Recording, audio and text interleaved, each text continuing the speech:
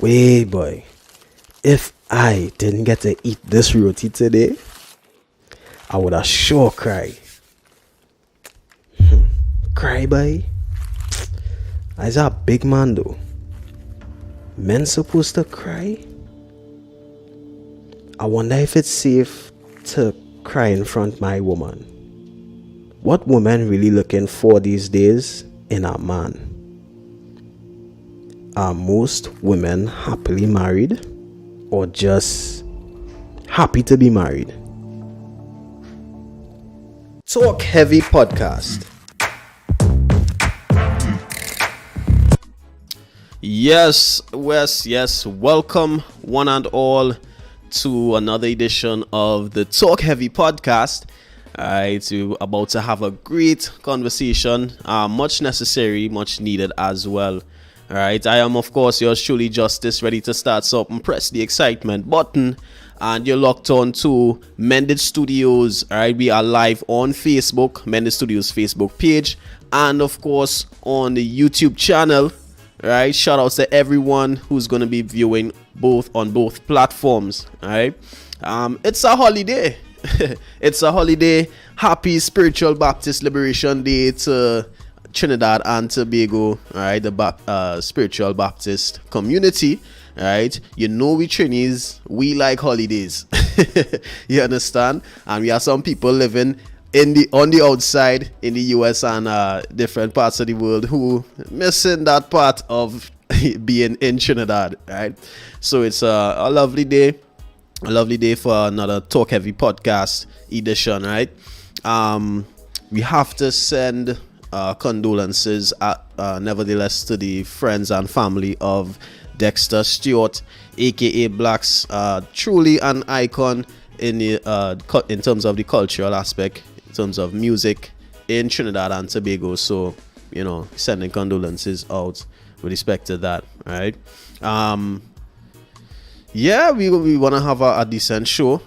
Special good evening to everyone who is already on the Facebook, all right, who's already live, you know. So we want to encourage you to remember, share, like, build the algorithm, comment. We want to hear from you all, especially with this conversation. So the number to call is 469-9112, right? Or you can send us a WhatsApp message. You can send a voice note or a message, of course, and we will read it out or play your voice note live on air. All right. We have a lovely panel. Some of my good friends. All right. On the inside, we have musician, producer, the full works, Emil Fortune. Good evening, brethren. What's good? Yo. Good evening, everyone. Everything good, bro. Just here. Nice.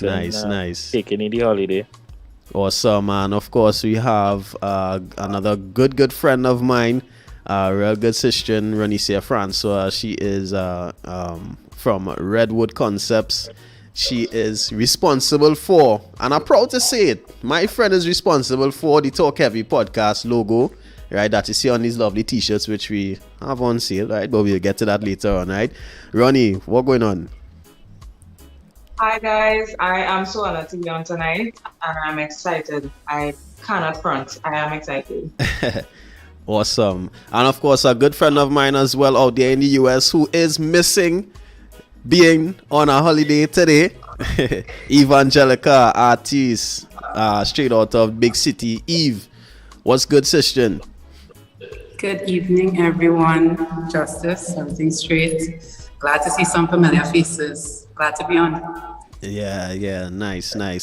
So guys, we talking justified or unnecessary. How far would you go to protect your spouse, right? And of course, we're not hiding it. We're talking about the recent Will Smith and Chris Rock incident, right?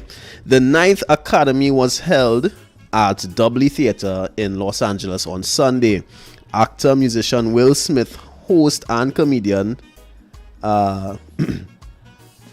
actor Will Smith struck, that is, host and comedian Chris Rock after Rock made a G.I. Jane joke on Jada Pinkett Smith her haircut. Right, of course, that is Will Smith's wife. right? We just to give context for if there's anybody at all who probably just crawled out from under a rock, right? Or you haven't been on social media for decades and it didn't see what exactly happened. We're gonna run that clip briefly, right? Yeah, Derek. You know who's got the hardest job tonight? Javier Bardem and his wife are both nominated. Now, if she loses, he can't win. He is praying that Will Smith wins. Like, please, Lord. Jada, I love you. G.I. Jane 2, can't wait to see it. All right?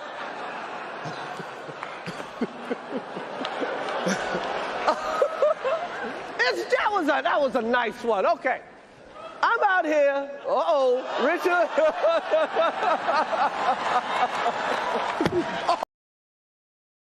Right. So, right after that point, after him being struck, right, Will Smith returned to his seat. They exchanged some words. Of course, Will Smith, being the aggressor, at this point, he shouts from his seat to Chris, saying, "Keep my wife's name out your F-word mouth," right? Given this expression twice, at least twice it was, right? Of course, there was a lot of shock in the faces of the guests and everyone else as well. So let me continue with what transpired after that. You know who's got the hardest job tonight? That was a nice one. Okay. I'm out here. Richard.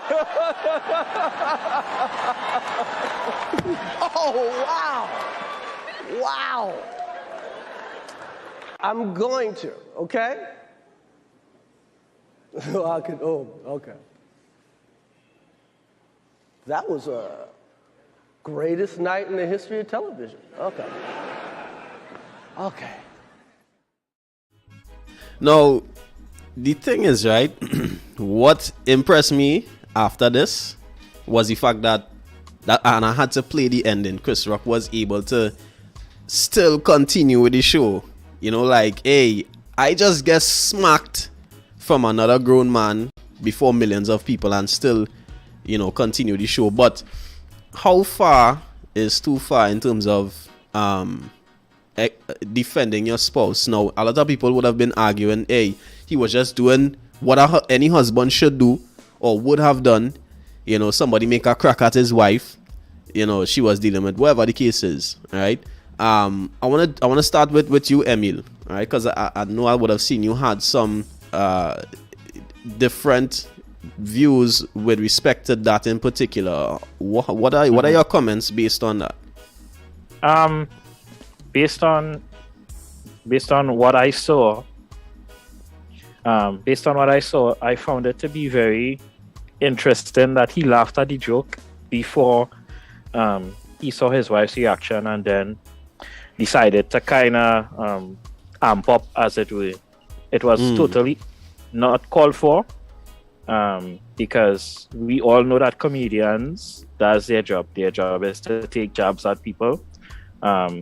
So for, you know, the public to sway it into he making fun of her illness and stuff like that, the joke had nothing to do with any illness. For those that know the G.I. Jane series, the women in those movies have their head shaved. So she has a bald head. So to me, it was natural to take a jab at that, somebody with a bald head right there, you know. And it was lighthearted. It wasn't. I think people don't know the difference between a joke and being insultive, like personally insultive. And we should be able to tell the difference. And clearly, she wasn't having it. And for her to then, you know, look at Will in that kind of manner, and then he take it to the steps that he did without her saying, yo, you know, you could come down from there, you know, we don't need to go up there in front of all these people and thing, you know. If you wanna deal with it outside or after the show, then that's cool. Cause so for me, nothing is wrong with defending your wife honor or anything like that. But time and place, real important. And then understanding the context of things, because to me it was not that serious to say the whole night was about making fun of her. I didn't see it as that, because of course, you know, you're going around the room as a comedian and you're making jokes about everybody to make up time to bring on the next act or whatever.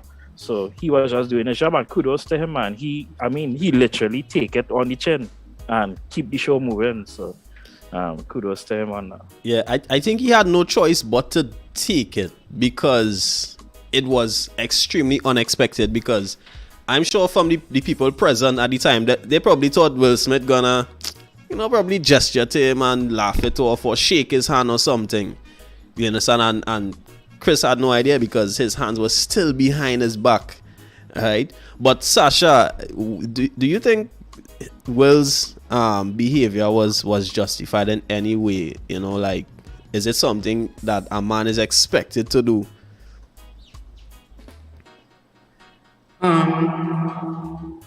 The justification that I would look at is not even necessarily as a matter of defending.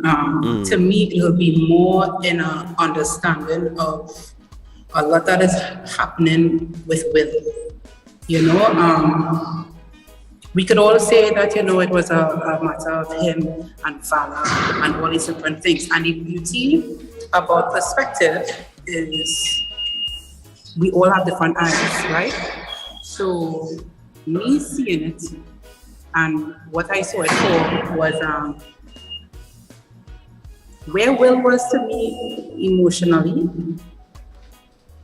I think that it gave grounds to the reason he reacted that way, because to me, I mean, all of us see Will growing up, all of us see Will in this, you know, on the screen for a while, and we've never seen this type of erratic behavior. So I'm just saying, like, if it is, he was normally a problematic person that always jumping off. I would have a different view. But the mere fact that as I said, it was totally off guard to me compared to what we are accustomed the Fresh Prince to be. That to me, that spoke about his emotional well-being. Also, I know Emil had made mention of, you know, he laughed at it. And as I said, the beauty of perspective is that everyone has different lenses. So we're able to see things through our own lens, right? And like how I saw it was, and it's because of personal experience, if it is I am upset about something and I laugh, it's because you had to run, because you have no token against. It's about to pop off. So like I saw it like, okay, something is gonna happen, because I just thought that it was a matter of that kind of crazy laugh you get right before you pop off now. That's what I was saying as a beauty in perspective. Nothing is wrong with what Emil saw, nothing is really wrong with what I saw. I guess that's just our perspectives.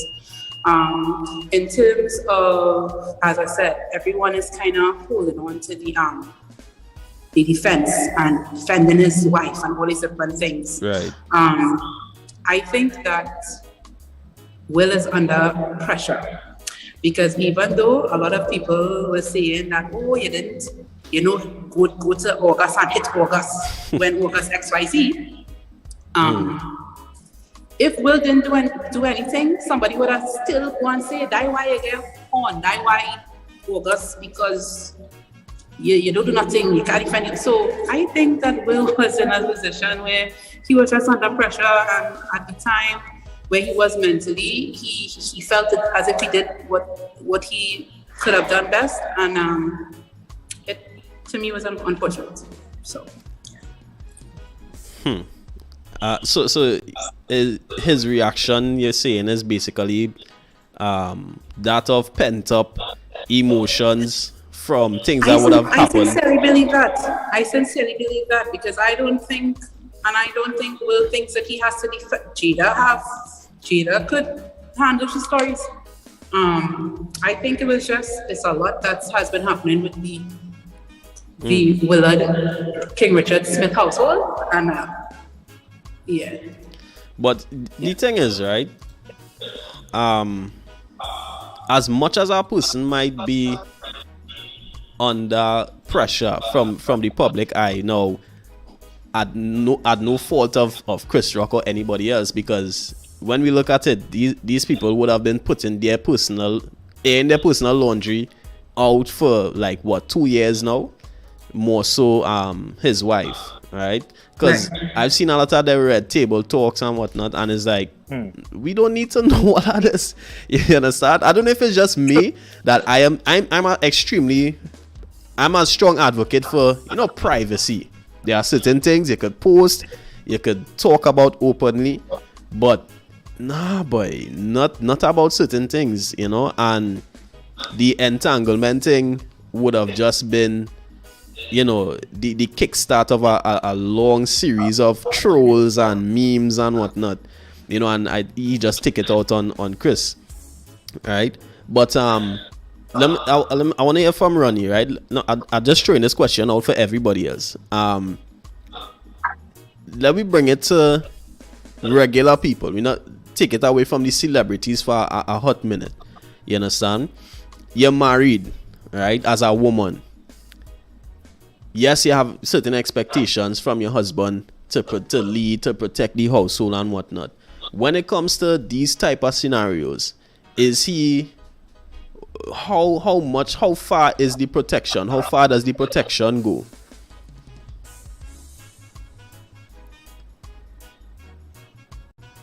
Ronnie on? Yeah, Ronnie answer. Yeah. How far is he expected to protect you? The thing is, I can't tell how far my husband or boyfriend will go, because I don't know what will be going through his head at the time, right? But I know that I don't condone violence. I wouldn't want him to result in any type of physical altercation whatsoever. But if it does happen, I believe in holding persons accountable. Letting them know that that's not the way to go. As cliche as it sounds, because that's dangerous at the end of the day, right? Will get away with that because he's a celebrity and he's a favorite. But in reality, in my personal life, I would not want that for myself or my husband or boyfriend. And I think the fact that he was able to go back to his seat, right? Go back on stage, accept an award, nothing happened. To me, I think, what is the standard we setting for people who admire these people, who idolize these people, right? Is it that we saying, hey, if you just feel like it, hit a man a bellas and no consequences whatsoever, right? I also would go so far to say, and some people might disagree, I would also go so far to say that Chris Rock did nothing wrong. Right? A lot of people are under that perception because it was proven, it came out that he had no idea of Jada's current situation in terms of why she cut her hair, right? If I was on a stage, I probably wouldn't make that joke if I knew it was something sensitive to the person, right? But it came out that he had no idea. And as comedians, a lot of people say this is their job. You're hosting the Oscars, you're hosting this event, and that's what the organization hired you to do. You understand? I know you had some comments on that, Emil, in particular. Right. Chris, how to put it? I don't think, and I could be wrong, I could be dead wrong, but I don't think Chris would have put his reputation on the line like that, knowing that, let me say you have cancer and I make a joke about you having cancer. Like, I don't think somebody will knowingly do that. Secondly, is it cancer though? No. I'm just saying that. I'm just using cancer as a hypothetical, right? Right. Right. Secondly, and justice, we all know this. Between men, there's a very low line threat of violence, right? And this is the reason why all men, we treat each other with a certain kind of respect, because we know at any point in time something could pop off if somebody say the wrong thing now. So to say for me to willingly enter into that or to cross that threshold, right, it would mean that it would have had some kind of past.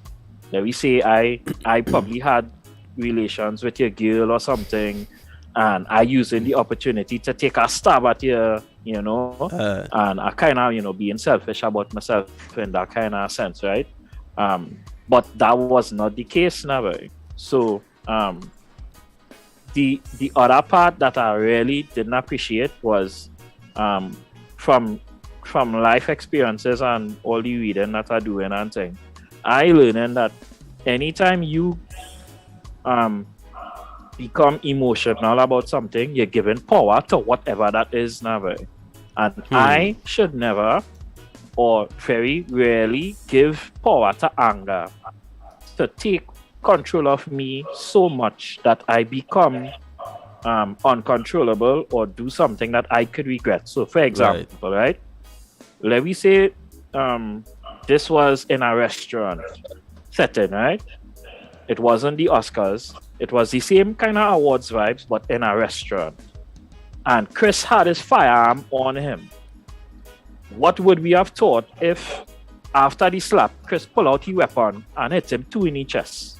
You understand? So, you just really had to think up, like, I really thinking about, like, why would I allow myself to get so mad or triggered, as we just say these days, that I get out of my seat and begin to enter into a violent domain with somebody else who the man clearly looked like a deer in headlights, like he wasn't even expecting it us. Right.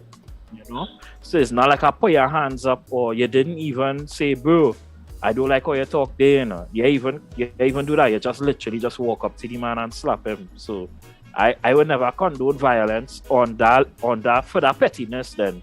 Like I just tell people all the time, I am willing to take lives for my very close friends and family, my immediate circle. I have no problem taking a life for them, right? I have no problem doing that. And I have the means and the resources and the physical, you know, capability to do that.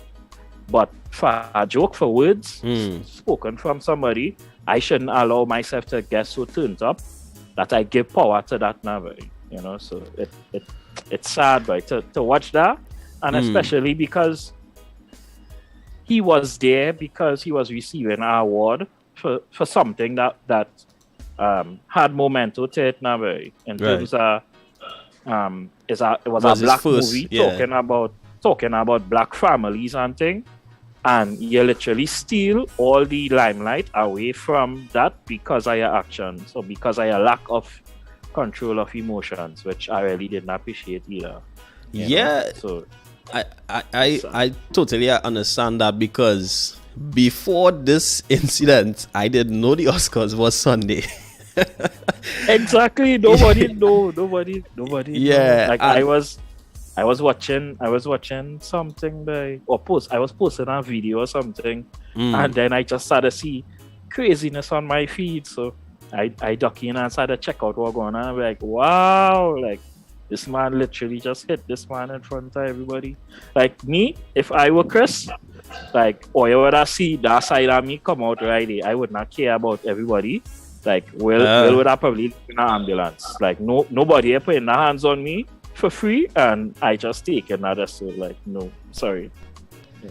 Sasha, I see you turning up and twisting up your face. What you want to say? Something was happening on my end, but that is nothing about me. Okay. So sorry about that. Yeah. But I wanted to make mention of the question that you asked about the, you know, having someone defend you as a woman.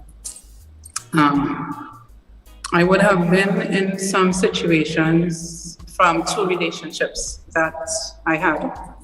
And the first one was he was my boyfriend. It was a long-term relationship, but he was my boyfriend. And at the time, based on where I was mentally and mostly mentally, I was a hothead at that time. So Right. so when things would pop off and he would want to, be the aggressor and defend me, both are we in the fight, right? At that point in time, as I said, I was young, I was a hothead, it was different. Fast forward to a common law relationship I had, a common law husband. I was with him for 9 years. We'd had situations where they say, no, could you go outside, whether it's because you have on something or whatever, and somebody else at time, and then they come disrespectfully. And he wanted to handle it in a particular manner. However, because of where I was mentally at that point in time, it just wasn't something that I thought that was necessary. I didn't even feel the need to defend myself, so I didn't need this person to defend me either. So it was I found myself often talking down the person, from doing certain things. Did I feel I felt good knowing that he would have acknowledged the disrespect and he would have wanted to do something, but it would not have been good to me if it is I would have allowed him to do it, right? Right.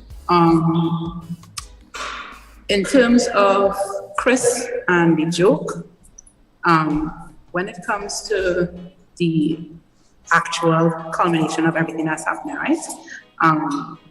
I think that when it comes to the actual happening of the G.I. Jane joke and what it could have meant, I'm not sure if people saw it like that, because as much as people talking about the alopecia, I also saw it as G.I. Jane was Demi Moore, and Demi Moore had won Bruce Willis with Ashton Kutcher, who was a younger boy. Facts. You could have so it's just that's where my head went now. You know what I mean? So I was telling myself like, oh, that's a real boy. But it's like you just don't know. You just don't know the context. You don't know, as I said, perspectives, different people, you see different things and you'll have different things to say about it. Another thing that I think why I will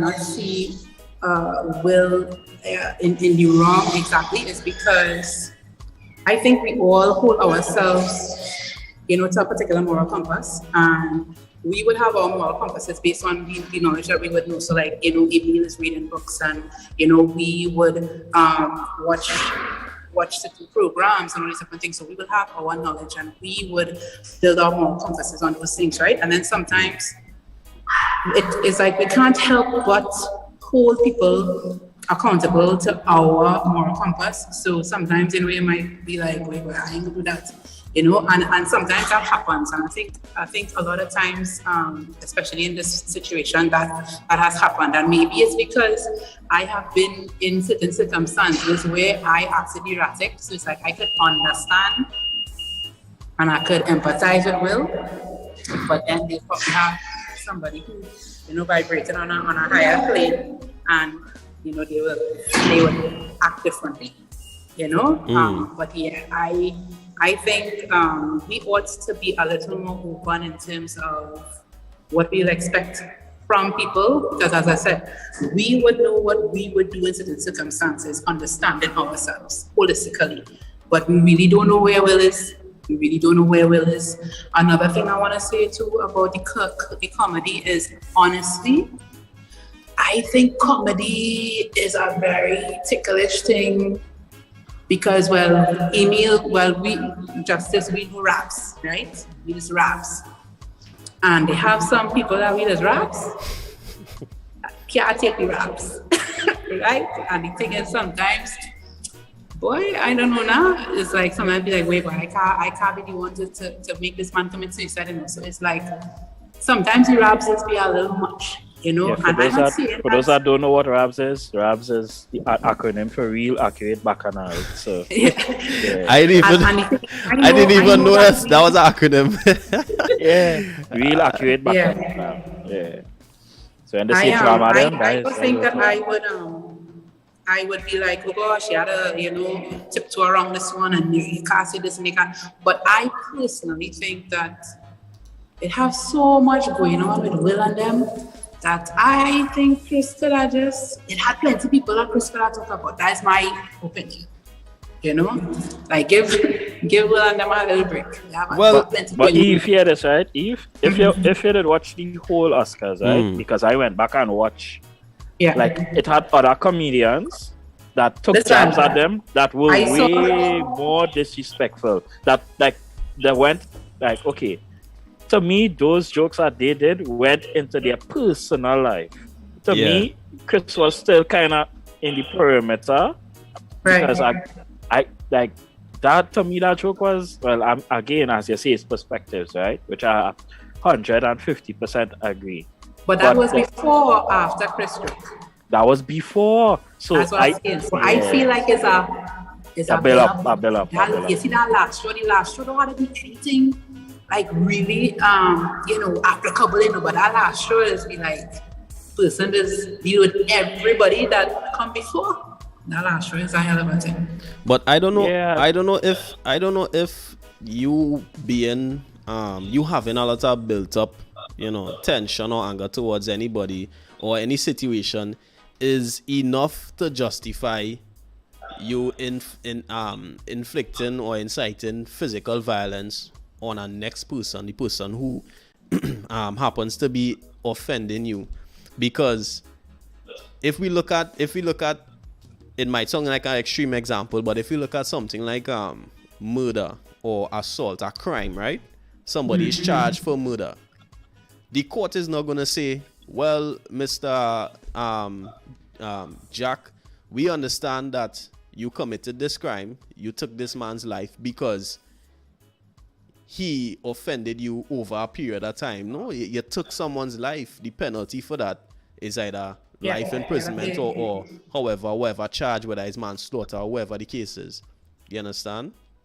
So I don't know, because I don't know if it justifies, you know, doing that. And from reports, I think the LAPD was actually you know, investigating and trying to find out if Chris wanted to press charges, because they understood that this is a crime. You walk up to a man in front live TV in front millions and hit him a bellas. You understand? So what did the 5 fingers say to the face? Yeah, I mean, it's I don't think it's justifiable on any level.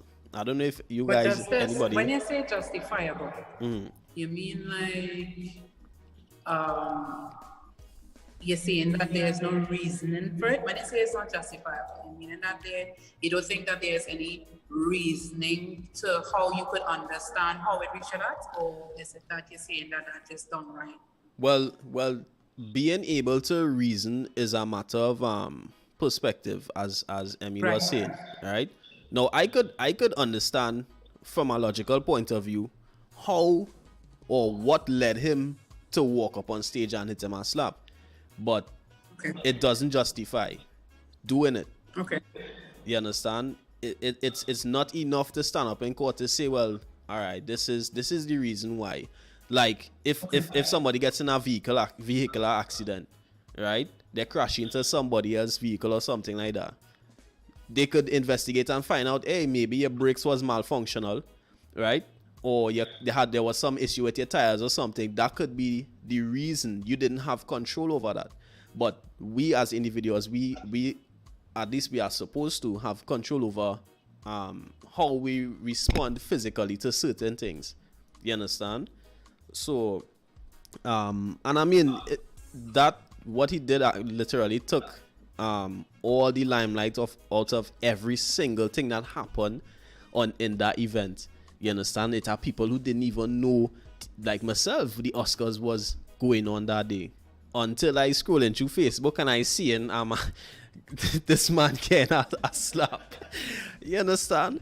So I mean, everything that happened means nothing now. Throughout that whole night, everybody who got awards, who put in all the work, Be overshadowed. yeah, it was completely overshadowed. You understand?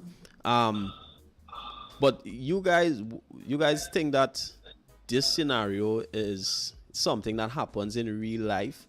You understand? Have you ever been in that situation before, other than Sasha, where you was at a point, I don't know, Emil, if you was at a point where you was going to just deal with somebody because of your wife, because they offend your wife or something?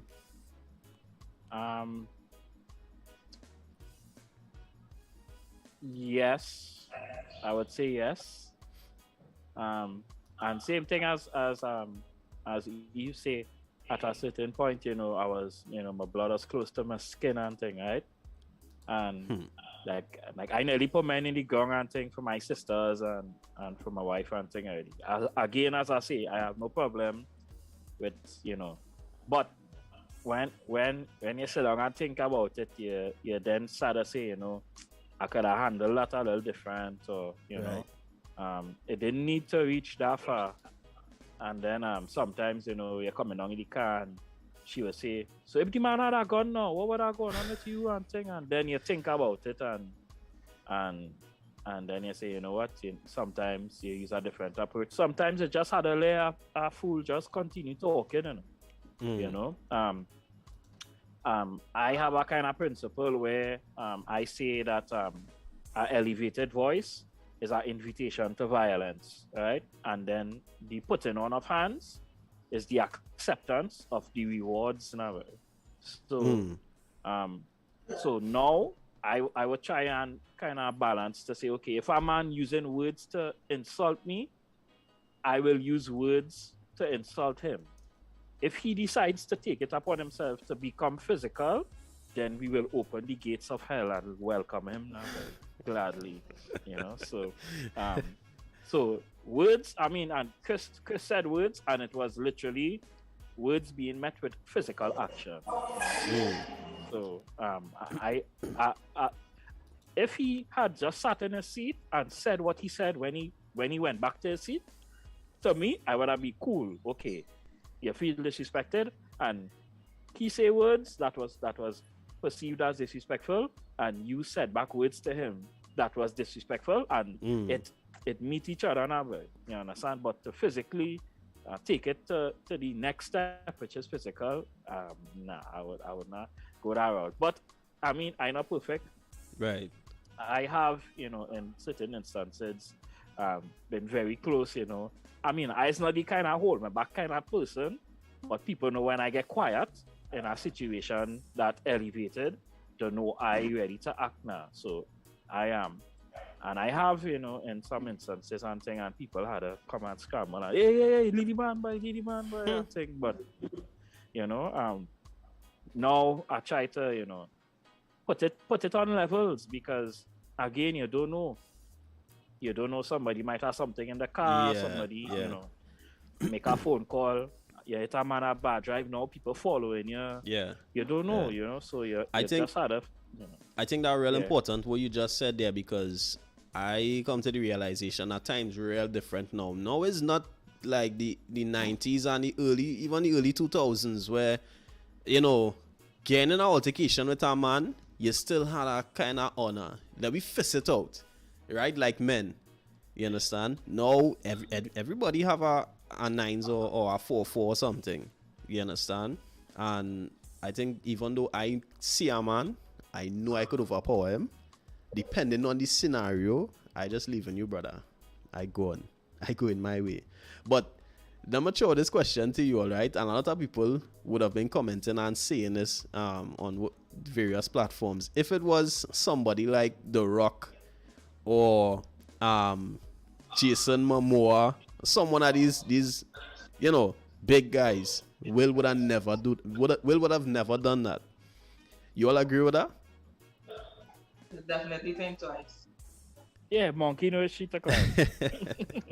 Yeah, and then I could also say that them fellas ain't gonna look to really say what Chris Rock saying. So we could watch that on all kind of different ways. You know what I mean?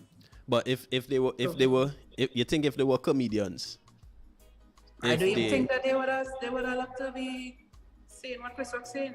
That's just me. You know what I mean? How about Chris Eve? Rock What about just- Chris Rock What was about Cat averaging Williams? too good. What about Cat Williams? So Cat Williams would I say something like that? wait, Will, Williams you think Will was slapping Cat Williams? Emil? Nah, bro, Cat Williams was going back to jail, bro. Like You normal. yeah, that time, yeah. I feel I Cat Nah, but Williams. I feel Cat Williams would have more just go straight to the August June. Like, Yeah. go straight to the August. So You gotta say we at the end of March, soon approaching August. You gotta say something like that. yeah. But if you would have been exposed to Chris Rock's stand up and his specials and whatnot, you would understand that he went real light. He went real slight on these people, but at least in my opinion. I don't know if anybody if all you familiar with his work and Chris Rock needs to whatnot. retire, but I feel like I know. Nah, I think he still having a man. But I have a question, right? And I didn't see this question come out anyway. A lot of people, toxic masculinity, it seems to be a real common phrase on social media and whatnot. And often it's described as men who cannot control their emotions. They act out violently. Men who abuse women, right? They find, narcissists, this, that, whatever the case is. But do you think it would have been contradictory that a lot of people would have supported Will Smith's behavior here, even though they admit that he was led by emotions and a build-up of a lot of negativity towards him and his family? What do you think? What would comment on that? To me, toxic masculinity speaks about like a particular type of behavior, but like as I said, based on what Will Smith experienced, it's not like to say like Will has that type of behavior. They have, believe it or not, they have men that what Will did there, that's how they handle everything. That's a difference. Whereas I think what he experienced was really a one-off, and I don't think that we could really class it as, I don't know. I don't know. To class it as that. What do you think, Ronnie? I think, Will, at the end of the day, he's a professional and he's trained to act a certain way. So him being that way for however long doesn't particularly mean that he's not a toxic individual or anything like that. I think this was, well, as people say, it was a breaking point. But what I wanted to see was Jada's reaction to the incident. Like, I didn't see that part. And, Right. he when he came back to his seat and he said to keep her name out of Chris's mouth. Right. My thing is, then he'd have to be upset with the world, because at the end of the day, right, these people, as of recently, they have exposed a lot of their personal information, and Right. it's like it comes with that. You have to understand that. Comes to the territory. People show these people all the time, that family, and they don't lash out in any way per se. They take it like bosses. We have a call on the line, right? Hello, good evening. Talk heavy. Hello, good evening. Hi. Thanks for inviting me in. Donna Lawrence here. Hi, how are doing? you? We are fine. Yes, enjoying the convo. That thing with Will Smith and Chris Rock, I believe, we hear in two sides and everybody justifying Will's behavior and he have a lot going on and all of that. These people are in the public, they are Hollywood stars. It comes with the territory. And I mean, for Will to slap someone and people saying, he have emotion and thing with Jada. And I understand, okay, I didn't even know that she had a hair condition. But the point is, does that justify someone to slap someone? I mean, I am married and I don't want my husband to slap nobody on my behalf. That is on him, not on me. He's trying to fix his ego, not mine. Oh. If I have a problem with someone disrespecting me, then I believe I should be the one to speak to the person or whatever. And even if my husband wants to stand up for me, there's a way to do that. And I could never. I mean, I'm not into Hollywood and all the actors and the problems, but it's part of their territory, so it comes with it. And they have put their lives in the public domain. I mean, when you listen to their stories. So anything that comes their way, they have to just man up it, as we say, and go along with it, So, well, that's my take on it. let me ask you a quick question, Mrs. Lawrence. Let me just say, right? God forbid, your husband does be reacting in that manner. It's a manner slap. Would you see it as your responsibility to, not condone that or pull him up on it or tell him, hey, that was wrong? Do you see that as an obligation of yours? Yes, because I'm telling you, it's me he's saying he representing, So, I mean, if anybody knows Donald Lawrence, my husband can't do something and then say he did it on my behalf. That will be, I will pull up on him. I will say, no, you did that for yourself, not for me. Right. So I think she also have a responsibility. I mean, he was laughing at the joke, and then she rolled her eye. I mean, she could be saying, oh, please, I didn't enjoy the joke. But for him to react in that manner, because sometimes I go to my husband and a joke is said or something, and I roll my eye. So does it mean he'll go and slap the person because I roll my eye? Oh, come on. Right. I think he was totally out of control. And granted, people saying he had problems before and it's too much and all of that. I think he needs to check himself. And well, again, that's what we expect from those people, right? Because we put them in this elevated position. So people saying that no, Will is not a kind of man. How do you know what kind of man Will is? Like based on what people say, but we don't know him behind the scenes. Very interesting comment. Very interesting. Yeah, so thanks for having me in. much appreciated. Thanks for joining. Yeah. Wow. Yeah. Very, very interesting comments. Mom's comedy wisdom, comedy old school wisdom.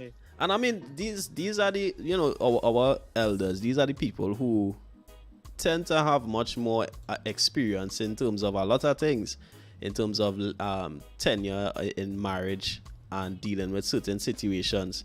Because this, to me, I find what happened there is something real common, something that could happen to anybody. You understand? It's just that it do often be on live TV. You understand? So it's a serious problem, and I would have seen all the comments from a lot of people backing up Will and whatnot, and it had me thinking, boy, this real kind of alarming, because if it is we indulging in promoting that type of behavior, just inflicting physical harm on somebody because of words, right? Then we contradicting a lot of things that we stand for on a general basis. Or is it that because it's a celebrity like Will Smith, right? Or is it that a certain elite type of people in society in around the world, they have the green light to behave that type of way? You understand? So if Emil see me, Emil vex with something, I say he can't hit me a slap. But if Emil was on Will Smith level in terms of money and wealth and status, I had to take my slap and rock back. You understand what I'm saying? What do you think about that? Yeah, that mad thing. Just by that standard, it mean real people just going to innocently die. Because again, put it like this, Justice. You in the mall with your girl, a man in the mall shoot your girl and she roll she eye. You going and slap that man just so the man pull out a 9 or something and hit you. You going and dead because of a roll eye and a dog. You're going and fall up because of, if you live, you can't work, you know. And then so it when I go on, she might just get an ex Rasta man to roll the same eye too, to roll the eye too. So I'm trying to understand how, like, I saw where people saying, if my man do defend me like will defend Jada, me I want him and thing, and I'm like, yo, or you just want people to just die out, And like, funny you should mention, all right. I have a question, right, for the viewers. Remember, you can give us a call 4699112. Send us a voice note via WhatsApp. All right. My question is, what is protecting your wife? What does that mean? How what does that look like? Anybody? I guess not allowing any harm to be done to her. Physical harm, at least. But I think I don't know how well, this is my opinion, right? I don't know if you agree with me as well. What Will Smith did was completely contrary to protecting his wife. If you understand what I'm saying. Because think about it. I am the protector of my home. I have a responsibility, right? People have expectations of me. A man, this my wife, give everybody laugh, right? I walk up to him in my feelings and hit him a slap. Now, by law, I commit a crime. So I had to be apprehended upon sight or upon when law officials or security or whatever the case is. Now I'm taken away from my home, from my responsibility and my family, right? Now I had to deal with legal battles, I had to get a lawyer, this, that, whatever the case. I had to defend myself, spend time in court, spend money, and it just taken away from energy and resources I could have continued putting into taking care of my family and my immediate home. You understand? So I think that's why I would say that that was completely opposite to protecting your wife. Yeah, because that had nothing to do with she, bro. That to me, that had everything to do with, here's what. I am feeling insecure because over the past couple of years, I have been broken down as a man by my wife publicly. And I don't know what to do to salvage my manhood right now. So let me just be erratic and do whatever I could to try and look good in her eyes, which is a reflection of the lack of self-worth now. Right. And that's the more important thing that a lot of people not understanding. That over time, everybody, it are things that will break them down and kind of, not make them feel worthy or anything like that. But your self-worth should come from within you and not from an external person. Like, nobody should put you in a position where you feel out of pocket like that, because you are supposed to be very secure in yourself as a person. Now, when it comes to the protection of your loved ones, right? I see it as there are certain borders and boundaries that need to be established, and when you cross those boundaries, it have consequences. Right. And I don't see how, let me see if I could pedal it back a little bit. In school, well, plenty fight used to start over your mama jokes. Yeah. Right? And man would say, your mother so fat. Yeah. And they start a scramble, right? Now, when I really started to analyze like what those things were, it was testing how secure you were within yourself, because the whole gist was, let us see who will break down faster, right? And so we will tell more insultive jokes to see who would pop off now, right? And of course, the entertainment would be in the fight. Right. But the entertainment will also be in how humorous the jokes were now. And the person that could not control the emotions enough was the person that started the fight, and then everything scrambled and whatever. So I just see it as a big playground. Like, you're not, to me, it showed real holes in your character, and that had nothing to do with her. Now, whether some people saying that she was the stimuli behind it because of what she do and stuff. Now, we could go down that road and say different things and tarnish certain people's character, but to a certain degree, with certain boundaries, if we understand those boundaries, I don't think anybody should give any person that kind of power over your self-worth to make you, as Eve say, right? All the years we know this person, he has always maintained one character, which was a very happy personality, a very calming personality, somebody that you would like to be around, right? Cool. And now that you see, this, and then of course you saw it from the Red Table Talks. You see how the person began to break down. I wouldn't even say into a ghost of a shell, but definitely not the person that we saw over all the years. You could tell definitely that that kind of self-worth being put into question, and it was more a personal validation outburst for me to validate my masculinity or to try and get back some kind of balls than trying to defend her, because it's words, and it's words from a comedian who being paid to say the words. So right, and that's the crazy thing too.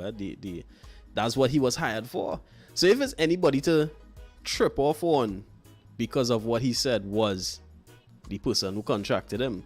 But I want to say good evening to each and every one of you still on the live, hanging on with us. Remember, you can give us a call, share your point of views as well, right? Good evening to Ja Angel, Timothy Jairam. He's saying different strokes for different folks. Mad thing. All right. Good evening to Anthony Jones. That was wrong, childish, and disrespectful to all that was present. All right. So a comment above here. Right, Renee Joseph Fortune, Mrs. Fortune. Controlling one's emotions is important. And she's also labeling that the Fresh Prince of Bellas.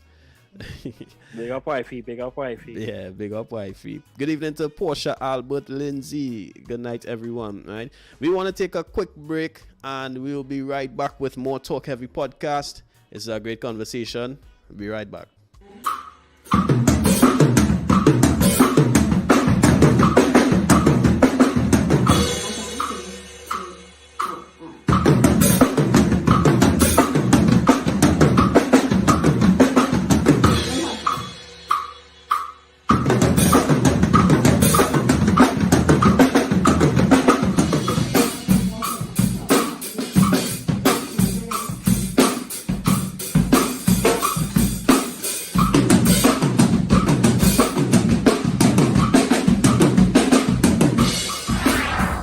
Sui Generis, we offer drumming lessons for all ages.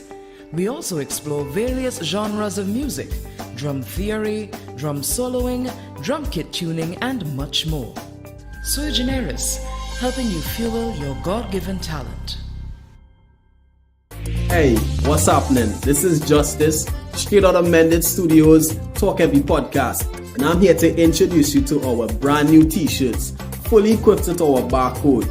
And once you get your hands on one, scan the barcode. It takes you to all our social media platforms: TikTok, YouTube, Instagram, and the Mended Studios Facebook page. You can go back on there and review all our past episodes. Great discussions. We had some great guests and great topics, right? Still be a part of the movement. Like, share, comment. We still welcome you to do that. Now, this t-shirt is only $160 TT. Get your hands on one. Give us a call. 469-9112. Send us a WhatsApp message or direct message on Instagram or Facebook, right? Talk Heavy Podcast, where the vibe is light, but the talk is heavy. Yes, and remember, you can get your hands on a Talk Heavy Podcast t-shirt now. You see me rocking it here. You see Ronnie, she rocking it as well. All right, we've equipped it to our barcode. Now this will take you, as I said, to all our social sites, so you can share it, comment, and everything like that. Right? Only $160. So place your order now. 4699112. And get on board. Let me ask a question, right? I was wondering after the slap, well, before the slap, right? We saw her twist up her face, but I was wondering if she expected him to respond like that. She twists up her face, right? After while he was laughing, but when he noticed, hey, she not pleased with this, you know? I was wondering, was Jada expecting him to do something like that? Or even respond at all. Do you understand? That's why I was saying I wanted to see her reaction while the incident happened, because it didn't seem like she attempted to stop him. So she was so you're saying she was, even though she probably didn't expect him to do that, she didn't, condemn what he did. She didn't try to stop him. Yeah, try to stop him or anything. Right. That's a good question too, and I was wondering as well, why was there any security? Where's the security at this event? Everybody knows, see a man being physically assaulted, nobody run to him or say, hey, you can't behave like that here. I believe that because it wasn't expected. Because it's just celebrities there, right? There's no one from the public or anything. So they probably didn't cater for that. They didn't think anybody will take out of their thoughts and step out of track. So it's a matter of complacency. I wouldn't think it's complacency, Justice. It would have had security there, but they would have more been concerned with people getting in than what was actually going on inside.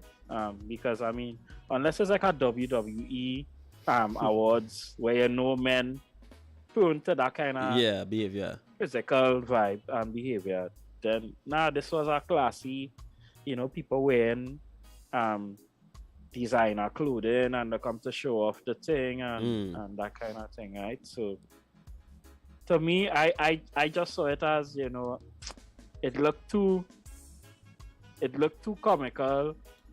The man, it looked too comical. It could have almost be staged. Little gimmicky. Think about it, right? Justice, as use a fella, right? What circumstance would warrant you open-handedly slapping a man? Like fellas just cough, slap really. Yeah. Like if I was so if anybody disrespect I telling you, it not having I not open-handed. For me, open-handed slap is for gay fellas and women. Right? I coughing you. A man. I hitting you. A man. I think a man hitting an next man open-handed slap would be a message I want to send to you, right? Not only do I have no respect for you, but I see you as less of a man. You understand? You're worth nothing. That's what open-handed slap to our next man, from a man to our next man, means to me. Like, that's the message you're sending now. But I've seen a very interesting comment here on Facebook from Clarissa CD. She's saying there's a breakdown in society where there are a lot more women raising men/boys and being their main influence. We need more men to influence other men. We need real men to talk and mentor other men, giving them the facts as is and pointing out their shortcomings as is. What are your comments to that, folks? If I may say something. Sure. Go ahead. And I'm not ignoring the question, but I'm kind of adding yes, we want accountability within our men, and the community.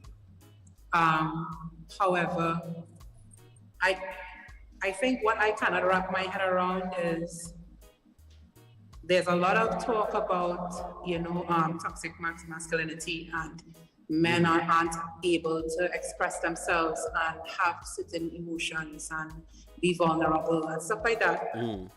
But throughout this entire thing, I am hearing about protection of Jada. I'm hearing about protection of Chris Rock. Like why nobody was there. But honestly, and this is my genuine opinion, Will Smith is the one who needed the most protection, and he has not been protected. And because of the fact that he was the one that was, to me, in need of most protection, especially where he is right now, to me, emotionally and stuff like that, and he was not protected. And why it is, as much as I could say that, Will should not have gotten on like that, that is why it is. I hold Chris Rock where I hold him, because as a brethren, I did not see that protection. There's nothing that is out of plain sight as it pertains to what Will is. He was a meme. He was actually seeing where he is, where he was. And you still chose to expose him in a way where he felt the need, he just didn't know what to do. And as I said, yes, we want to hold men accountable and all these different things, but we still have to go back to this advocacy that we have about men and their emotional stability and stuff. We're not protecting them. And as I said, everybody want to know, well, where the security was for Chris Rock, and he protecting Jada. But I stand by saying nobody has protected Will and nobody was protecting Will. And because Will has been defending himself for however long, this is erratic behavior that we saw. And as I said, it's not to say this is the way he is, and that's how I can see that this is just a manifestation of his lack of protection. And that is honestly my view. So I agree with the comment. But I just wanted to also add that. I see what you're saying,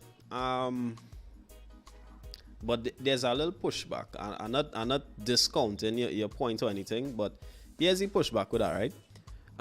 As a public figure, as a celebrity, you have to understand that whatever it is you put out there in the public domain is subject to criticism, being memed, being joked at or ridiculed, or even complimented or assisted or bigged up, or however you want to put it, right? So it's not, we can't really fault people for you using whatever you put out there, whether it is for or against you, right? No, I will fault people. I will fault people. You saying that I cannot, right? Right, no. I'm telling you, I will fault. Right, don't get me wrong. Don't get me wrong. From a ethical, moral point of view, yes, it's wrong. We could agree to that. Like me personally, and you, if Emil posts something personal and we wouldn't go at him or meme what he say or ridicule him or whatever the case is. But on the flip side, Emil can't expect that this would never happen to him. Because it's subject to happen to him. There's a possibility that it would. You understand? So that's why I say wherever people put out there, there's a possibility that somebody would either disagree or screenshot it up or put their own twist to it. These things happen. It's not perfect world. Justice. I hear what you're saying, but we're talking about black brotherhood and camaraderie. Or we could talk about all those things when it is we are not protecting each other. I understand if it is black and Mary looking out for you, and it's a cool scene, right? But I'm talking about we are holding people accountable for certain things and putting these umbrellas over them, as I said, black brotherhood and camaraderie and stuff. But to me, camaraderie is a protected brother, and I cannot say that Chris Rock protected his brother that night. No, but protection don't mean. If Emil going through something, right? If Emil going through something, I don't have to be close to Emil to be like, yo, you know what? I'm my brother. Let me give him a rest. Well, I isn't guess the we all fact? agree to disagree. Isn't the fact? Yeah, that's not a problem. But isn't the let me ask you, isn't the fact that Chris isn't close to Jada to know that she is super self-conscious of, you know, having to shave her hair off because of alopecia, right? We can't really expect him to know these. It's not about the alopecia. It's not about the alopecia because we then understand why that talk- has nothing to do with the alopecia. So then what it about? Because What I am speaking about is Will has been under blows very openly. This is not something that has been hidden, right? Anyway, But in stand-up this comedy, is not something that's hidden. So what I'm saying is, you don't have to be close to Will to know that. Yeah, don't be on it tonight. Just to be have plenty of people like to joke about. Just to Well, be on but it then he tonight. should have just said that. He should have just said, yo, don't be on me tonight, nah, dog. I am not hearing. You know, that would have been easier. well, that's one thing, Emil. But the next thing is, we confirmed that Chris Rock, he had no idea that this was something that, you know, they was dealing with personally. The fact that Yeah, she I called never her. told Chris Rock that. Chris Rock didn't You know, understand? So everything is up for fair game from the time you step in that auditorium and a stand-up comedian comes on as the host or whatever the case is to introduce somebody else. You know that you under fire. You understand? There's a possibility that he go roast you. He roasted a lot of people that night. He wrote the couple that he made a joke of right before Jada. Right, he said something to the view of yeah, you can play that part. You know who's got the hardest job tonight? Javier Bardem and his wife are both nominated. Now, if she loses, he can't win. He is praying that Will Smith wins. Like, please. Yeah. So basically the joke is, hey, if your wife don't win a award tonight and you win one, she go home and you go and get licks. You understand? She go beat you. That's basically the joke, and they laughed it off. You understand? They was able to take the joke. That could have been something personal to them that they were dealing with, right? But just as I was saying, from the time you enter the auditorium, is fair game. Everybody's fair game. You understand? Yeah, I agree. I don't think protecting Will would have meant Chris not doing his job as a comedian to you know, go around the room and, you know, make jokes about people.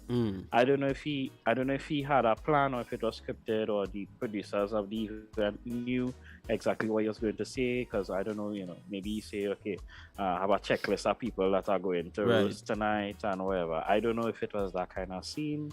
I think that has been reading from what they call it? Teleprompter. Right. So, and these guys does also improviser by the mood of the audience. If they laugh at one thing, hey, let me stick with this a little more. If you get a light chuckle with something, let me move on. You understand? So they know how to improvise. Right, but I want to go back to Clarissa's point, right? Right. I do agree that there is a breakdown in society, and the breakdown stems from as humanity, us moving away from living for a higher purpose, because generally we used to have higher morals and higher standards, and we would hold ourselves to those standards of behavior, and we more looked at the group, and we were not so individualistic. Now that has been pushed out of the way, generally speaking, and more people live higher rules of calling in minorities, right. You would then tend to find, you know, like in the sphere of the US, you know, most of the kids are born in single parent homes, so they're not raised with the full balance that would be based on, well, not as how it used to be long time and stuff, and then those things have their offshoots, if you want to go into that kind of string theory where, you know, different things and different statistics show different things, which is fine. The statistics show whatever, but I just generally think because people stop living to the higher purpose and calling, that there is that breakdown. So even if I try to correct somebody now, they, as opposed to before, where somebody might actually hear you out and say, you know what you're saying making sense, never adjust my behavior. Now it's a totally different kind of mentality where people, they don't want to hear you. They don't want to, you know, they don't want to hear what you have to say about them, because, you know, it's individualistic and they're all about themselves. And then, of course, people now reaping the rewards of that. Do I think Eve's point has validity when it comes to the protection of? Yes, I think that today's society tries to tell men how to feel emotions like women, when it should be the reverse. It should be men telling guys how to process their emotions like men. I don't believe in toxic masculinity, because if somebody breaks in my house, you want that toxic masculinity to come out of me, that I can protect you and protect my, you know, my son and my dog. So I don't believe it exists. Do I believe that there are good people and there are bad people? Even that is up for debate. I believe people can display good tendencies and people can display bad tendencies. But to say this is toxic masculinity or toxic femininity and those kinds of discussions, I don't believe in them, because one person could go from laughing in an audience with his wife to coming on stage and slapping somebody in the blink of an eye. And then it'd be labeled as defending his wife. Exactly. Special good evening to Pastor Arden Scott. He's saying the Will Smith of today is not the same person from Fresh Prince of Bel-Air. He is no longer the happy personality he used to be. It's obvious his marriage has had and is having a negative effect on him. All you agree with that? Ronnie? Could be. I don't know. But based on, you know, the things that you see, it seems so.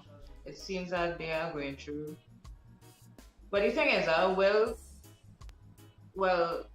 his introduction to social media, you know, this is a job for him, and he takes it seriously. And I believe, you know, the advice that he probably gets in order to engage an audience, you know, to cross over to the younger people and stuff, is to be transparent. And in that comes repercussions, and I think that's what he's dealing with now. Transparency equals the giving up of privacy, and when that was compromised, everything went through. But I agree. Is it a hyper form of transparency? Like, some things just not necessary to share, to be transparent about. Yeah. Well, I have heard some stories from people in the music industry and stuff about them in particular, that I wouldn't share, because to me that's their business and that's how they run their thing. But as you say, Justice, before, whatever you put out there is what people will perceive and then talk about, you know, or not talk about, right? So even with my social media, you would more see me doing things than me on personal levels with certain things, because I know that everybody does not deserve to see all the parts of my life. Like, to me, it's not that important. If I were a celebrity, I don't think it would be the same, because like having traveled all over the world and thing. Like, I remember when I was in New York doing the tour, when the tour guide is showing me where this guy got shot from one of his fans. The fan was following him around in time in Central Park. That and is pull out a gun and shoot him dead. because he was obsessed with him. And no, I don't know if because he was putting out too much of his life to the public that people knew where he was. And so it's just all those kind of things that just have me like, yo, certain boundaries and levels to what people should interact with. And I really believe that the pour out too much out there. And as Ronnie said, the reaping those consequences are that, which is real unfortunate. It's real unfortunate that you're seeing, I wouldn't say a crumble, but you're not seeing the consistency that it was. I mean, and of course, people's lives just change, right? Everybody does go through things. We're not saying no, but it just, it is kind of a bad taste in your mouth when you see what it is now, It's real sad. Talking about in bad taste and poor taste, we wanna run a clip, right? But before that, I just want to read a comment here from Huddy William. Good evening to you. The more money and influence you have, the more likely you would get to have your way. Will Smith sells tickets at the box office. Chris Rock would have been persuaded to sweep it under the rug. Interesting. All right, but we have a clip you want to run of a past interview with Will Smith that was circulating. Very interesting. They got rules. They got rules. Like he has a rule. The big player, he got a rule. He got to wax his head every morning. That's a rule. He follows the rules, man. He follows the rules. Oh, these are jokes. Come on. See, you got too into the characters and got hurt.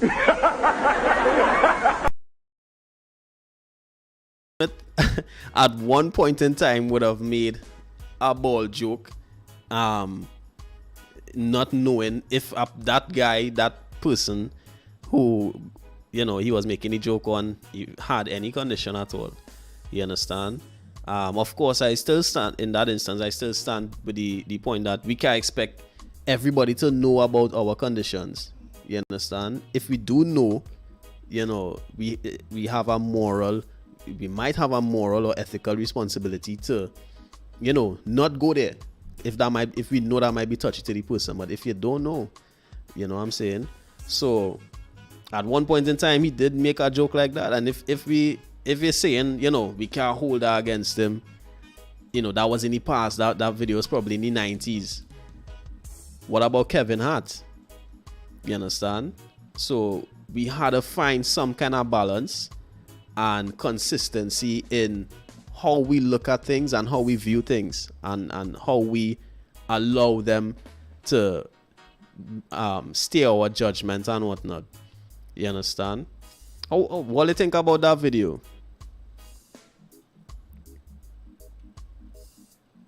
Yeah, I think if the bass player did take off his bass and come and attend to Bellas, we would have said the bass man hung for it too, because it was just a joke, So, we probably wouldn't have a whole series of Fresh Prince. You understand? But for me, I think in conclusion, out of all of this, and I mean a lot of people were saying, why are we talking about this? I know we business, that is them as celebrities. But at the end of the day, a lot of the things that these people do say, even they close their way, have the potential to influence millions of people in different parts of the world. You understand? And is it that the young men who might be idolizing Will Smith, right? Is it that we're telling them, hey, it's okay to incite violence or execute some form of physical violence on somebody else, on next man, that is based on your emotions or the build-up of your emotions, or in the name of protecting somebody that you love or your family. You understand? So we really had to be careful of the things that we're promoting and how we looking at these things, and how we publicly profess that, hey, yeah, well, he was right for that. He looked for that slap. You understand? That's just my take on it. Any closing remarks, people?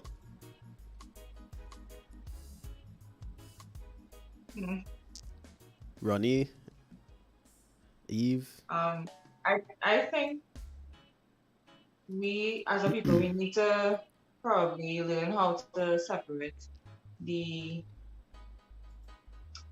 celebrity from the person themselves, because I've seen, in certain comments and stuff, people comment based on the fact that Will Smith he has a lot of movies and they like his movies, so they on Will's side, and I find that to be so disturbing. Like, that's where people's logic comes from. It doesn't make sense. But that's all I have to say, really. Eve? I guess in addition to what Ronnie now said, I believe that they have to separate the person from the persona. Also because of the fact that at the end of the day, when the lights come off, we're all human. I've heard everything everybody had to say about Will and what they think he shoulda, woulda, and coulda do. I just not seeing where grace could be extended, where understanding could be, one of my favorite scriptures is wisdom is the principal thing, but in all that getting get understanding. And I honestly don't think that people are taking the time and the patience to understand what is going on with this man. So in my view, it's not really a right and wrong and who is justified and stuff like that. In my view, I see a messed up man that needs help, and a society that's not really equipped or willing to really help him in a situation. That's just me based on everything that I've been seeing concerning Will. I really hope that we as a society could really move towards that true empathy, and that empathy where it is we could really try to go in our next man's shoes. You know what I mean? Especially if it's not common behavior from the individual, and I also look forward to the day where it is we as a society can really, as much as we want accountability, that we won't keep stains on people, where people won't always be looked at, well, you do this. And, I look forward to us being like, pro redemption, so that's all I have to say. Yeah. All right. Emil? Yeah, well, everybody, don't take bellas from nobody. Somebody hit your bellas. You know what to do. Brother To not be man, seen. brother man, Right? brother man. The views and reviews of Men in Studios are not necessarily that of Emmy Fortune. Is feeling that Why over are here. you like this? We were taught to But- turn but- the other cheek. But seriously, no. We thought to turn our cheek to our brother. That scripture has nothing to do with people that persecute you as your what we would call your enemy. You're supposed to deal with your enemy. You're supposed to crush your enemy. You're not supposed to give grace to your enemy. And at that point, Chris Rock wasn't his enemy. So, grace should be extended in that perspective. What I Right. would say is, every day is an opportunity to be and to do better. True. So in life, we just learn lessons and we just all make mistakes. But the key is, every time you wake up, if you could, try to become better and not fall back into those past behaviors and patterns, then we would generally do better. And because we make mistakes, we would see when people make mistakes and be like, you know what, that happened to me too, right? So just, do what you had to do to not do it again and make it better. Do I think society is going to become this wonderful utopia? Of course not. When we see society has become individualistic, it will only go downhill. Yeah. Right? Now people would see women being attacked and pull out the phone and record it than actually helping. So just that alone is an indication of where we're heading as a society. So do better. Everybody do better. Remember, I'm no psychologist or nothing, but an elevated voice is an invitation to violence, right? And the putting on of hands is the acceptance of the responsibility, right? Which means keep it calm, keep it control your emotions. If somebody decides to elevate their voice, it means you should prepare for anything that might happen. And if something does, be prepared to take it to that level and deal with it accordingly. Whether you deem it within the law or outside of the law, that's up to you. Please protect yourself and protect your loved ones at all times. And understand that jokes are jokes. Understand the difference between a joke and somebody personally, trying to, target you or put your life in jeopardy or put you in a dangerous position. So understand that, and always, every day you wake up, try to do better. That's why I had to say. No Bellas, nothing. And of course, we at Mended Studios, we promote non-violent environments and abiding within the confines of the law, of course. All right. So it's just about 8:30 in Trinidad and Tobago. We've come to the end of another good conversation. Very great conversation. I still even think there's a lot to unpack from the whole situation, but especially if you bring it to put yourself in each person's shoe and whatnot. So definitely a necessary and relevant conversation. I just want to thank each and every one of you who would have jumped on via YouTube and Facebook. Special good evening to much thanks to Donna Lawrence, Renelle Lawrence across there on YouTube and others, and everybody on the Facebook end of things, right? So look out for us next Wednesday, same time, right here on Mended Studios from 7 p.m. And of course, we have on Mondays, Wednesdays, and Fridays, Nautical Hour from 3 a.m. to 5 a.m. starting the day right with the Kogab family through prayer. All right. Of course, remember you can get your hands on a Talk Heavy t-shirt. Like, people don't even stick. All right, don't stick. Orders already coming in. You got the different colors. Let us know your size. Contact us at 469-9112 or just hit us up. TikTok, Facebook, Instagram, a lot of avenues. Get your hands on that. The barcode ready, there and ready, equipped for you to scan and get connected to all our content on our social media platforms, right? So this has been another great edition of Talk Heavy Podcast, and we leave you with the wonderful sounds of, it's only right we have the man, Emile Fortune, and we're going to end the show with the sound of Rene Joseph Fortune. This one is called Olua. Enjoy.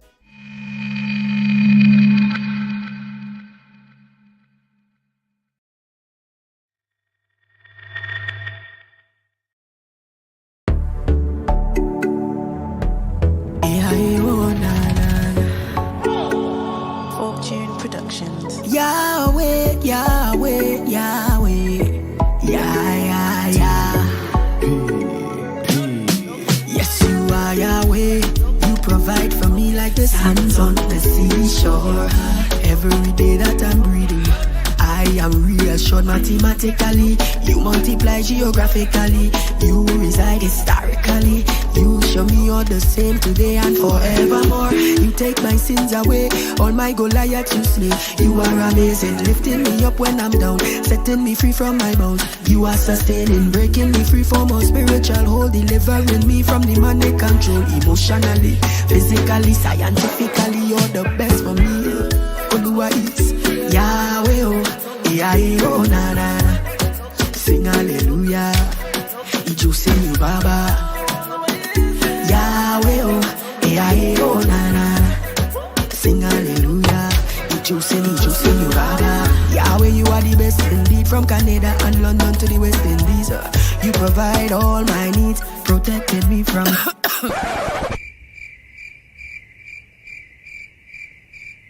sorry, no more will I stress, oh God. You pique my interest, oh, cause pressure makes diamonds, and every day helps me remember how you take my sins away. All my Goliaths you slay. You are amazing, lifting me up when I'm down, setting me free from my bounds. You are sustaining, breaking me free from all spiritual hold, delivering me from the money control. Emotionally, physically, scientifically, you're the best for me. Oluwa is Yahweh, oh, Yahweh, oh, na na na. Sing hallelujah, Ijo say you Baba. Yahweh, oh, Yahweh, oh, na na na. Sing hallelujah, Ijo say you Baba.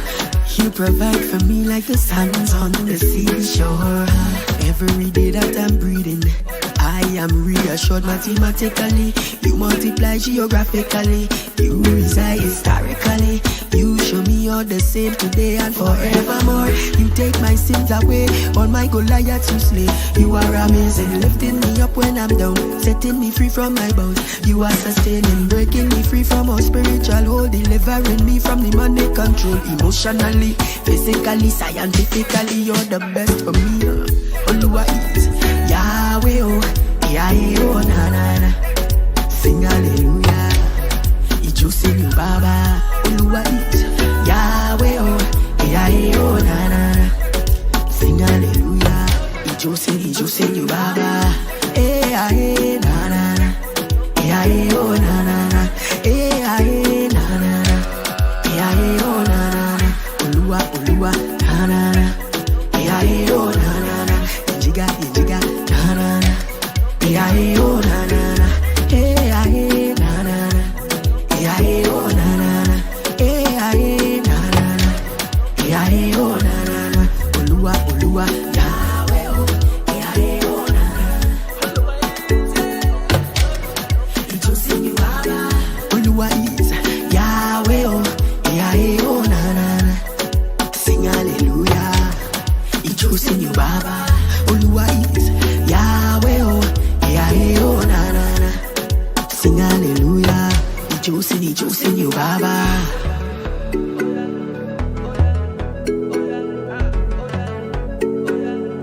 Fortune Productions.